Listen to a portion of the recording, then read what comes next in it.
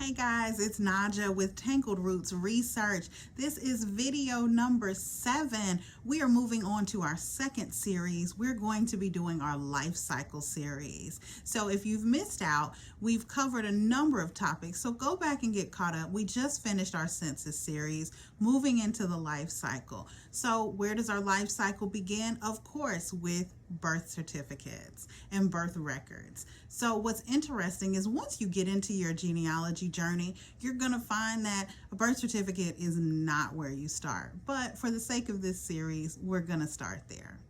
Birth certificates are often not available online. So I hate to break it to you, but if you're hoping for me to tell you how to find a birth certificate, it's probably not going to happen. They're generally not available online to the public on any of the genealogy sites. There are some, so don't be completely discouraged. Definitely search and look, because some birth certificates are available, but a lot of times you have to reach out to your vital records offices or other entities at a state or local level to obtain those documents, and they're not just publicly available online.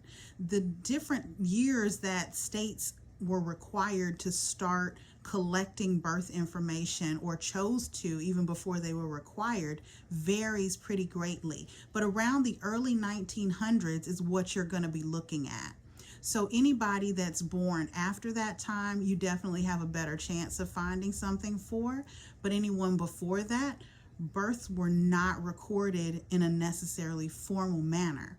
But when you are able to locate a birth certificate, it's an amazing find.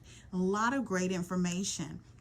Of course, the birth date, location, and name of the child, but it also tells you the birthplace and names of the parents if it's available.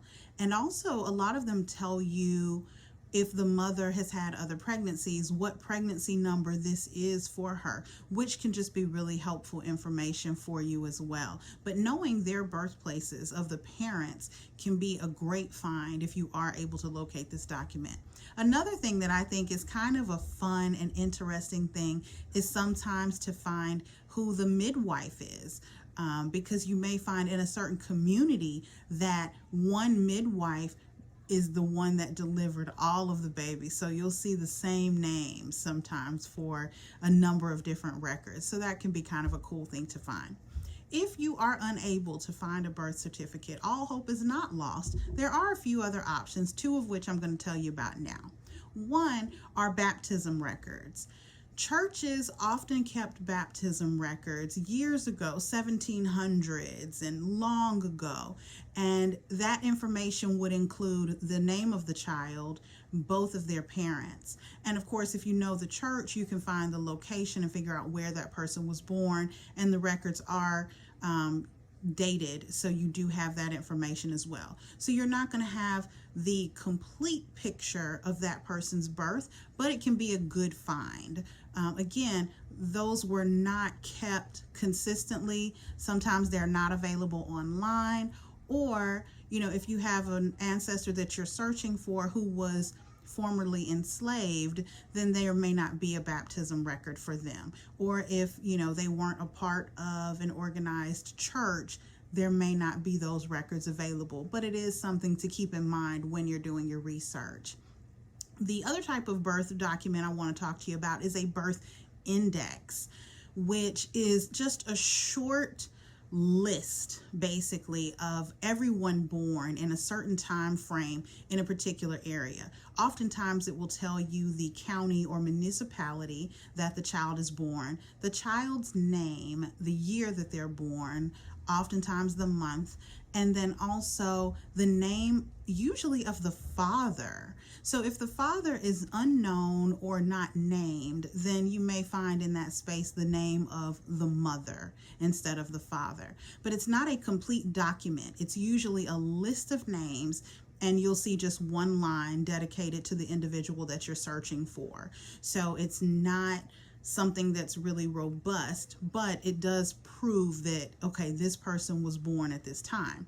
Now, that can be recorded as a delayed document. So do keep that in mind, that sometimes This is not proof that someone was born this particular year. It may be proof that years later their birth was reported that they were born in a particular year, which may or may not be completely accurate. So obviously birth certificates would be amazing to find. Otherwise, you may have baptism records through a church or birth indexes that can be really helpful to you. Census records do tell us when people were born. And from that, sometimes you can kind of piece things together to get a lot of the information you would from a birth certificate, but they're not always foolproof. So obviously, the more records you can find, the better picture you can create and get a better understanding of those that you are researching. So I hope this gives you a little bit more help, maybe some ways to search that maybe you hadn't considered before. We will be continuing this lifestyle series next week where we're going to talk about marriage records. So in the meantime, you can always find us at Tangled Roots Research on Facebook and on Instagram. We would love to hear from you, so please get in contact with us if you have any genealogy research needs. Until next time, take care, always searching. Bye-bye.